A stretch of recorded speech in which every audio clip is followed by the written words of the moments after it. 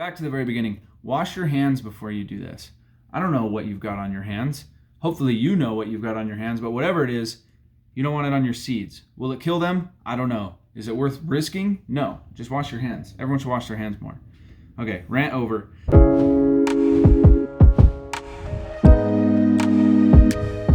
All right, so just a quick video. I wanted to talk about germinating seeds. In this case, I'm going to be doing pepper seeds because that's pretty much all I grow. But this method works for most any type of seeds that I'm aware of. And it's basically going to just help improve your germination rates and improve your success rates. So just a few things you're going to need. You want water. It doesn't have to be in a bowl. I'm just doing that so it's easier on video. You need plastic bags and paper towels and seeds. Quick pro tip, this is how I store my seeds. I have a binder with these baseball card sleeves. So this is a really good way to store seeds. You can just put it on a bookshelf. It keeps them cool, it keeps them dry, and as long as you don't crush them, it keeps them viable. Some of these seeds are like 6 years old, and I've been able to germinate a lot over 4 or 5 years. Good success with this method. So anyway, let's get to the actual how-to on how to germinate here. I've got about 20 spots left in my tray. I sprouted some seeds a couple months ago, and those are not doing great, but they're gonna survive. I kind of have neglected them, and then I gave them weakened fertilizer, but it was a little too strong, and so they got a little bit of a nutrient burn, and I can talk about all that later. But basically, I have about 8 or 9 plants, and I have about 20 spaces left in my tray. So I'm gonna try to germinate enough to fill that. So I'm gonna do some M.A. Wartrix. These seeds came from Jim Duffy, that's why it says Duffy. I will probably do some of these. This is a variety that I'm not talking about a whole lot. Here's another, I got more Wartrix seeds just if you order from Jim Duffy, he sends you the seeds you ordered and then he'll like throw in extras. And I don't think I ordered more of these because I had some. I think he just sent these to me. I recommend him as a supplier for seeds and plants. And I think he even does pods. I've never bought pods from him, but I bought live plants. Those are great. And his seeds are as good as anything. I've got Primo seeds from Troy Primo. He doesn't sell them very often. I was excited to get those. I'll probably do a few of those. So what is that, 3 varieties? I think I'm planning on 5 different varieties. Sorry if you can hear my cat. She's outside the door. She really wants to come in. I've never grown the jigsaw. I've had these seeds. These seeds are about 5 years old. Maybe let's see if we can germinate them. I've never grown it.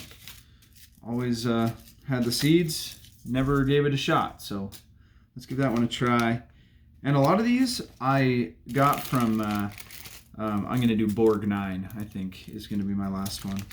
A lot of these are traded seeds. Some of them have like weird origins, so you'll see they have like longer names written on them.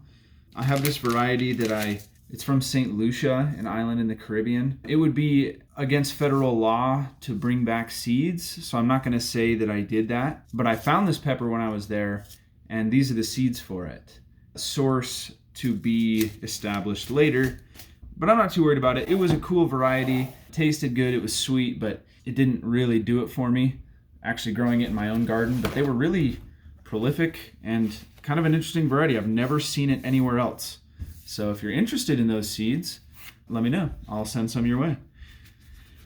Anyway, so real simple. Some people will take their seeds and they'll soak them overnight in like a cup of water. I don't do that.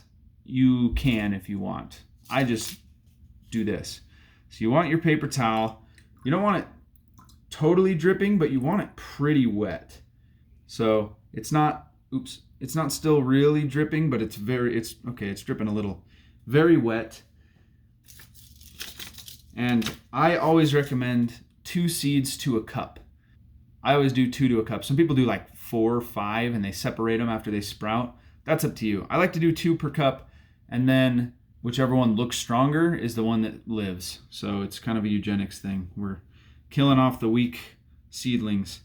Anyway, pretty simple. Let's see, 1, 2, 3, 4, 5, 6. If I'm doing 5 plants, I need 10 seeds.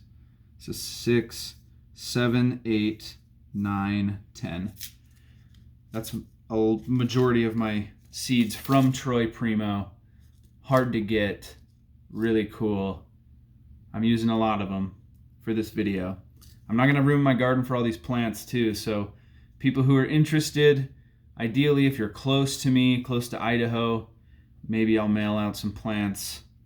So you might be on track to land yourself a 7-pot Primo plant grown from seeds directly from the man himself. Okay, I'm rambling. You're gonna fold your paper towel over. You wanna take your plastic baggie. You're gonna put the paper towel in the bag. I like to squeeze out most of the air. I guess it probably doesn't really matter. You're gonna seal it up and you're gonna put it somewhere dark, okay? This is a point that I think some people forget about, and it's probably not the end of the world, but when your seeds are in the ground, it's not light. You don't wanna put your seeds under lights.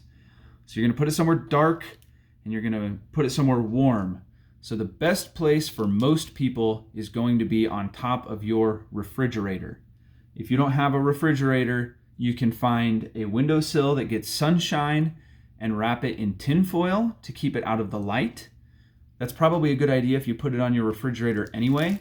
If you have a heat mat, like a seedling heat mat like I have, you can use that. You don't want it too hot. I think somewhere in the neighborhood of about 80 degrees is ideal. But for most of you watching, go to your refrigerator, get on a stool if you're short like me, and feel the top of it towards the back. And if you feel a warm spot, that is a really good place to put your bagged seeds. And then once you find a good place that's warm and dark, you're going to wait. When I say wait, I mean wait. Don't open them tomorrow. Don't open them the next day. They're not going to be sprouted, okay? I would say wait at least a week.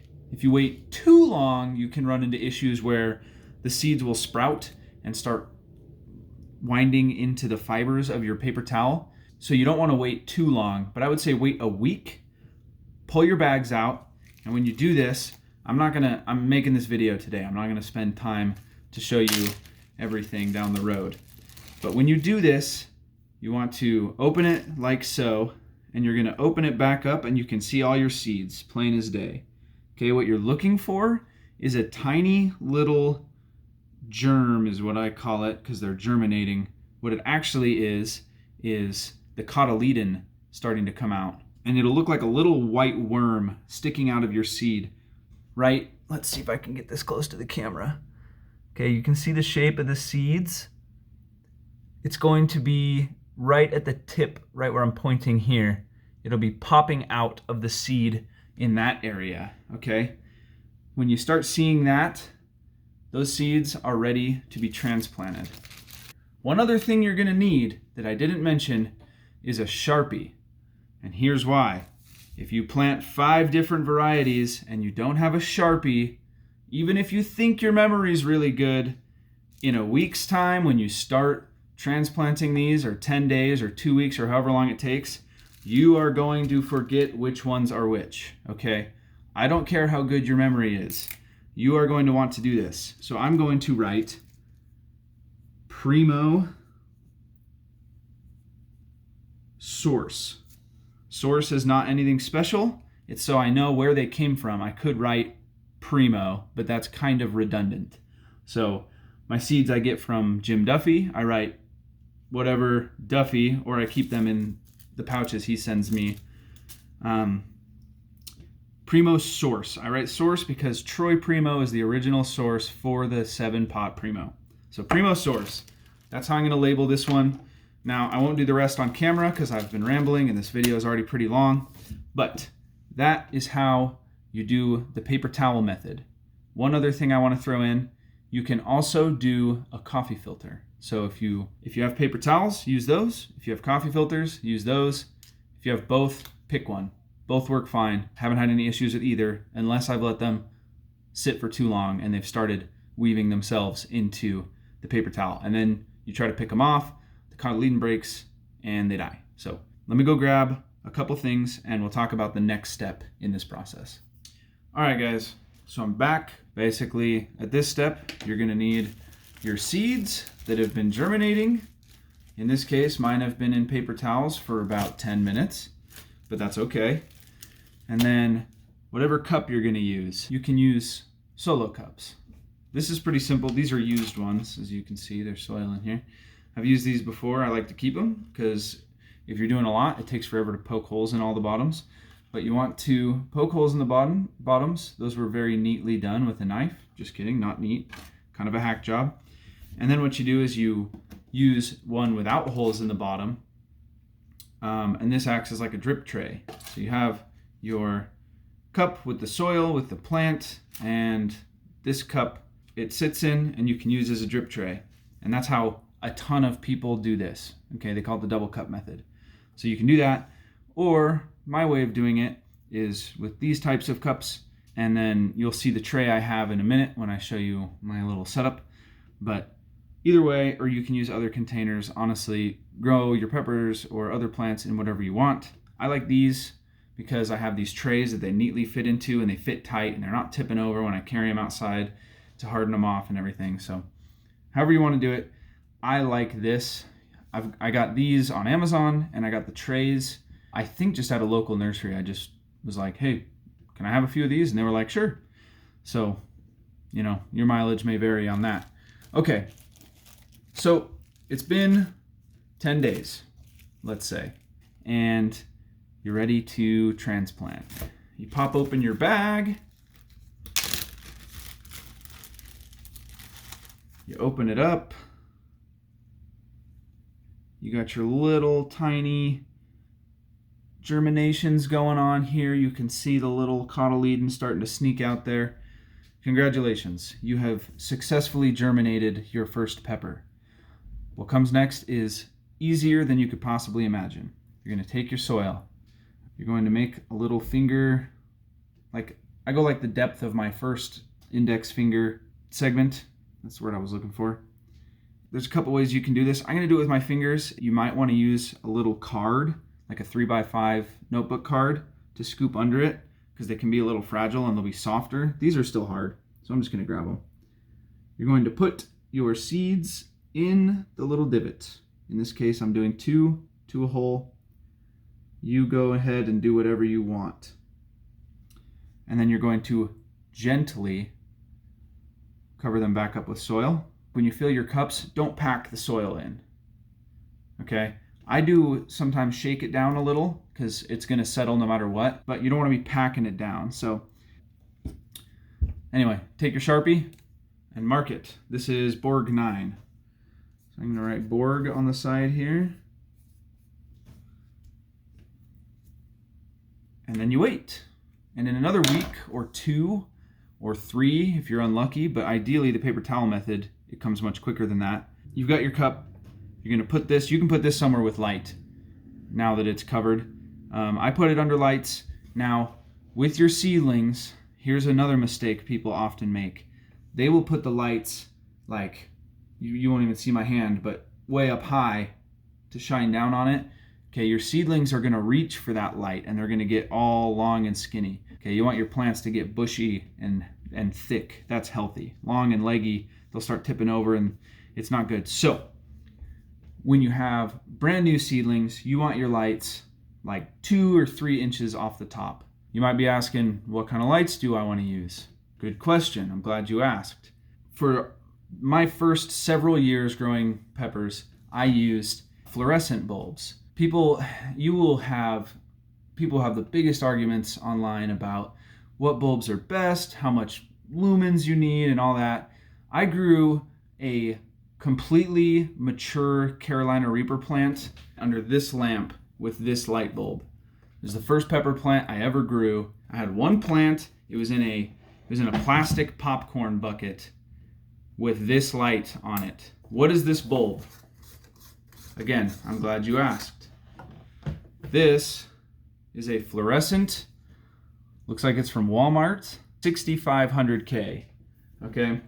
That's the color of the light, and that's pretty far onto the blue spectrum. You don't want to use the lights like you probably have in your house. You want to look for something that says daylight. I used to do 6,500K. That's ideal for vegetative growth. At least that's what they tell me. I use generally now 5,000K, which is pretty typical for daylight bulbs. I think what I have my plants under are 4,500. My fluorescent setup broke. I didn't feel like replacing the ballast. And so I was walking through Costco and they had these LED. I just bought a couple of them. It was pretty expensive. You can go a lot cheaper. So what I recommend, get on Facebook Marketplace, get on Craigslist, or just go to Walmart. Walmart has like a $12 or $15 4-foot fluorescent shop light setup that plugs right into your wall. Anyway, find yourself a fluorescent shop light setup that plugs in normally, or LED. But if you're a beginner, I recommend fluorescent because it's cheap, it works. It's just like old reliable for me. It's what I always did, and it worked well. And if you're just doing a plant or two, man, just go with the old reading lamp or get a couple of these. Just plop that bad boy down. I didn't get it to set any pods, but I mean, my plant was huge and it was flowering when summer came around. I put it outside and it was a beast under just a lamp like this. I did use some tin foil. I had like a little like tin foil housing around it. But what I'm trying to say is you don't need to buy a $400 grow light from some weed company, some cannabis company in Colorado to grow really good plants. Mostly what we're doing is keeping these things alive so that the sun can do the job come summer. So keep that in mind. Don't go break the bank unless you want to. I mean, if you want those big expensive grow lights, like yeah, your plants are going to be great. They're going to do fantastic under those, probably better than they'll do under my crappy fluorescents and LEDs. But look, come summer, I'm going to have peppers, I'm going to have tons of plants, and my life's going to be just fine. So go cheap. T8 is what I always used. I don't know, it's been a while since I researched lights, but you're looking for between 4,500 and 6,500 Kelvin bulbs. That's going to be the best color for vegetative growth. A little more on the yellow side of the spectrum is going to be better for fruiting. But like I said, we're putting our plants outside in the summer. That's when they get the light they need to fruit. We're getting plants ready to go in our garden beds in the summer.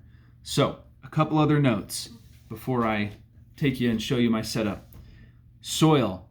You can find soil mixes specifically for seedlings and germinating. That's a really good option. And then another thing a lot of people do is they'll start in small cups, and then once their plants get a few sets of true leaves, they'll switch it into something big like this with a hotter, better, longer term soil. So that's something to keep in mind. But most Walmarts and stuff carry that. If you don't want to shop at Walmart, go to your local nursery or greenhouse or whatever, and you can find good stuff there. Keep that in mind when picking out a soil. And then if you're germinating in the soil entirely, if you're not doing this, you want to make sure this stays nice and damp. Now, that's probably true after you've made the switch, and what I do is I keep a spray bottle and I just spray the tops of my cups that I'm trying to germinate from. That helps keep them moist, and so they sprout. Do whatever you want. Watch out for mold. I live in Idaho. Mold's not a huge problem, but I'm inside a closet with my growing, and so I do get mold from time to time, so be careful of that. I have a fan that helps prevent it. Be aware of mold. If you start to get it, don't freak out. Scrape it off as well as you can. Wash your hands often if you're going to be handling your soil. That's another thing. Back to the very beginning. Wash your hands before you do this. I don't know what you've got on your hands. Hopefully you know what you've got on your hands, but whatever it is, you don't want it on your seeds. Will it kill them? I don't know. Is it worth risking? No. Just wash your hands. Everyone should wash their hands more. Okay, rant over. So that's basically it for how to do the paper towel method, how to do the in the soil method. Both of these work just fine. If you want to go peat pellets or whatever, you can find plenty of tutorials. Sorry, the paper towels are in this. You can find plenty of tutorials about that. I've done it. I didn't think it was worth buying the peat pellets and the extra effort when I can do this, and they grow up just fine in these cups. I don't have to transplant them until they're literally going into my garden at the end of May. So let me take you for a look at my setup and how everything works in there. You might be inspired to do something similar. You might be like, this dude's an idiot, I'm going to do something different. But let me show it to you, and I'll let you decide. Okay, as you can see, this is literally just a closet. I have my wife's rain boots, our bike and ski helmets, our coats. This is literally my closet that I use as a closet, but also as a greenhouse. So, this spot missing is where my Borgnine seeds will go. As far as labeling goes, I tried to write it high, I didn't write it high enough. What I'll do later on is take plastic knives and you write the plant on the plastic knife and stick it in there. There's all kinds of solutions for tags. Okay, so this is my setup. Those are the plants I started back in December. You can see they've got leaf curl. This one over here in the back has really bad nutrient burn. I'll talk about introducing fertilizers to your plants and doing it in a way that is different than the way I did it because it didn't work well. But as you can see, I've got 2 LED shop lights. Like I said, I picked them up at Costco. They weren't the cheapest, but they should last forever. I was tired of my cheap Walmart fluorescent fixtures breaking, and I wasn't having any luck finding one on Facebook Marketplace. But I also have under here a seedling heat mat. I could do without it for plants this size, but because I'm doing seedlings, I'm going to leave it on. You can do without that, okay? Don't look at my setup and think you need to go buy all of this stuff. All you need to grow plants is a light and soil and water, okay? This is just what I'm using, and this is still pretty ghetto. There's people who go way bigger than this. I also have the thermostat for the heat mat so I can control the heat and keep it warm, and I have this fan, and this is how I prevent mold from growing on my plants. And some people say, oh, you know, the fan blows on them, it simulates wind, and it helps stimulate growth. I don't know if that's true. It might be. The fan prevents mold, and I can tell you that from experience. So anyway, I recommend a fan if you're going like in your closet, but if you're just in your room, I have to do the closet because I have cats. So this is the tray I was talking about. I really like using this with these in it this way. And here's why. Watering a bunch of plants can be a serious pain. So what I do is I have one of these cups in the corner that I cut the bottom out of. And all I do is when I go to water, I just fill up this jug. About a full gallon is about perfect to water one of these trays. I pull it out like this and I pour the whole gallon of water through this cup, and it bottom waters all of these cups at the same time. Why bottom water? Let me tell you. And maybe there's nothing to this either, but it's what I've done for a long time. Bottom watering forces your plants to reach their roots down further to get the water and the fertilizer that's in it. And so there's people who say your plants will have healthier roots from bottom watering. Like I said, I don't know if that's true. I like to do it because 1, it's easier, 2, the soil stays more neat. So I recommend doing so. If you do the 2-cup method, you can also do that. You just pick up the top cup, pour water in the bottom cup, replace the top cup. It's pretty simple. That's what I did for a long time. I started using these trays a year or 2 ago, and I probably won't go back because they're so easy to transport, and come spring, I will be taking them outside often, and we'll talk about that when we get there. It's called hardening off, and if you don't do it, your plants are going to die, and if they don't die, your yields are going to be terrible because your plants will be so shocked that it'll take them a month to recover, and it's not a good situation. So hardening off is another reason I like these trays. I can just pick up the tray and carry it outside. And if you have these trays, 2 of them will fit under this 4-foot shop light setup. Now this is 2 fixtures with 2 bulbs each. If you can get the 4 bulb fixtures, that's good for a full tray. But under these 2 fixtures, I can fit 2 full trays if I want to. I'm going a little smaller this year. I don't have a ton of gardening space, but that's all I have for you guys. We'll talk about feeding. Let's see, we covered germinating and transplanting. So we'll talk about feeding next because that's important so your plants don't end up like mine. They're not going to die, but they look terrible right now. I promise come May, these plants are going to look fantastic. You'll never even believe they looked this bad. So stay tuned for that. Check out my Corvette detailing video if you haven't watched that yet. And I've got the next part to that series coming soon. I've been lazy and haven't done it yet, but it is time. I'm going to be uploading it soon. So stay tuned for that. Thank you for watching. Sorry this one was long. Sorry there was a lot of rambling, Hopefully this was informative and helpful.